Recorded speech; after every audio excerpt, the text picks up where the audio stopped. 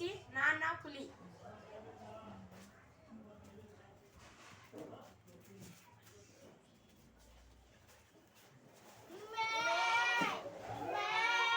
నేను ఈరోజు మా నాన్నని ఆట పట్టిస్తాను. నాన్న పులి వచ్చింది. నేను తమాషాకి చెప్పాను.